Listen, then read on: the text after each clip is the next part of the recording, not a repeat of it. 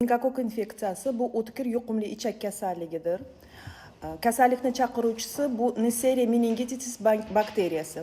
Infeksiya havo tomchi yo'li bilan yaqin muloqot orqali yuqadi. Kasallik tez og'ir kechishi bilan uchrashi mumkin. Bosh miya qobig'ini yallig'lanishi va sepsis ko'rinishida qon zararlashishi, meningokoktemiya ko'rinishi bilan xarakterlanadi. Kasallikning yashin ko'rinishda kechishi bu juda ham og'ir ahvollarga olib kelishi mumkin. Eng xavflisi bu bemorning o'limi bilan tugashi mumkin.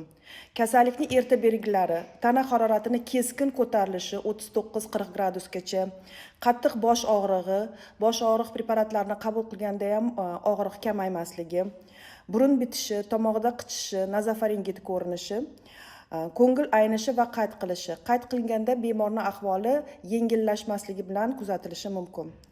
Og'ir formasining asosiy belgilari bu gemorragik toshmalar. Toshmalar qo'l bilan bosilganda qaytmasligi bilan kuzatiladi.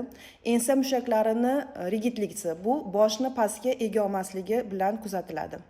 Kasallikning chaqiruvchisi bu meningit bakteriyasi faqat odamdan odamga yuqadi.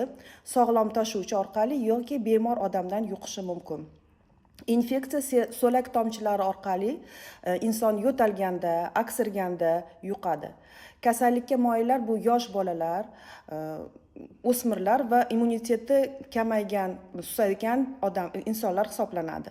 Meningokok infeksiyasining asosiy oldini olish chora-tadbirlari bu eng samaralisi meningokok infeksiyasiga qarshi emlash ishlarini o'tkazish. Ikkinchisi bu shaxsiy gigiyena qoidalariga qat'iy rioya qilish va eng keraklisidan bittasi bemorni erta aniqlash va uni izolyatsiya qilish.